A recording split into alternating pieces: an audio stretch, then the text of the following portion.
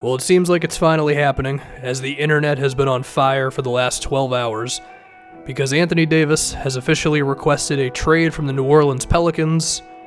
And the interesting question that I have is, what is New Orleans going to look for in the return for Davis? Are they going to want to tear this whole thing down, get a full-on rebuild, tank job, the whole 9 yards? Or do they want to go a different route and still remain respectable, kind of like what the Pacers did with Paul George, where he says he wants out, he had 1 year left, and instead of getting just a bunch of young players and draft picks, they went with a guy in Victor Oladipo as well as Sabonis, and both have worked out pretty okay for them. A similar thing happened in the Kawhi Leonard trade, as the Spurs went for the win right now sort of return. So it'll be interesting to see, and if the Pelicans want to go that route, then that opens up a few more teams like perhaps the Washington Wizards, because you could get Bradley Beal in the mix, and a backcourt of Beal and the other quote-unquote star player, if you want to consider him one for the Pels, would be Drew Holiday. That is a pretty professional backcourt, I would say. I think it also opens the door for CJ McCollum, Yusuf Nurkic, and 9 million draft picks. You might have to look at Gary Harrison, Jamal Murray as well. But anyway, you want me to talk about the Lakers, so we're going to talk about the Lakers. The idea of the best player of all time, LeBron James, still going strong, and Anthony Davis is pretty damn terrifying for every other team in the NBA. And if I'm the Lakers, I wouldn't be that beat up if I had to give up pretty much all of my young dudes, because while I do like all of these guys, and we'll dive into each one of them, Lonzo, Ingram, Kuzma, and Josh Hart, but just to keep it general for a little moment here, I don't think any of these guys are setting the world on fire. We've seen how good they are without LeBron. It's not that good. They all have questions about their games. I wouldn't be surprised if none of them ever made an all-star team. I also wouldn't be surprised if between the four of them, they made a few all-star teams. But there's no guarantees there. And when you look at any draft picks that the Pelicans would get in this move, it's not like they would be that great. I mean, they're going to have LeBron and Anthony Davis. Like, assuming the rest of the talent is just decent, that's going to be one of the best teams in the NBA. But I think you have to go a little deeper than that and look at these young dudes. Brandon Ingram has not been used correctly by the Lakers. They've been trying to make him this big-time scorer. I think he can do a lot as an all-around player. He's 6'11", 7 feet tall. He can go off the dribble. He's a good athlete. He cares about rebounding and passing and all that. There's a chance that Kyle Kuzma could put up a whole lot of points. He's been doing that a decent amount this season. Sure, he's not the best at reading defenses. His handle has to get better and all that, but if you want a guy who can put up somewhere between 18 to 22 points a game, he might be your guy. I am a big fan of Lonzo for his rebounding, playmaking, and his defense, but of course the jump shot is what it is, and his lack of assertiveness could weigh down his ceiling as well.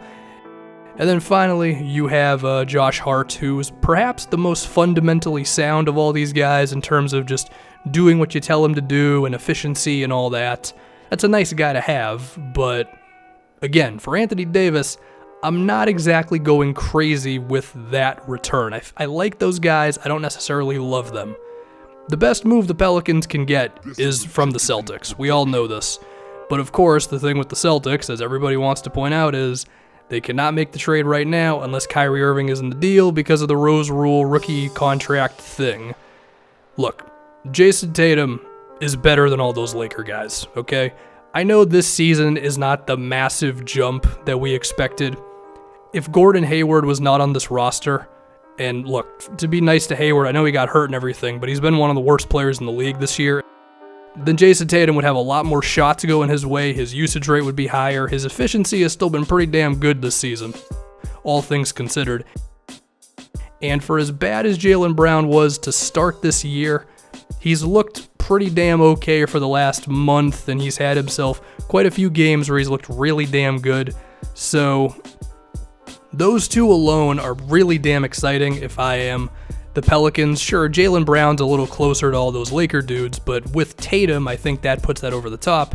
And then, of course, you have the Celtics' slew of draft picks. They still have the Grizzlies pick, and the way this season is going for Memphis and the way that Marc Gasol can't make a shot to save his life, that could end up being a top 5 pick.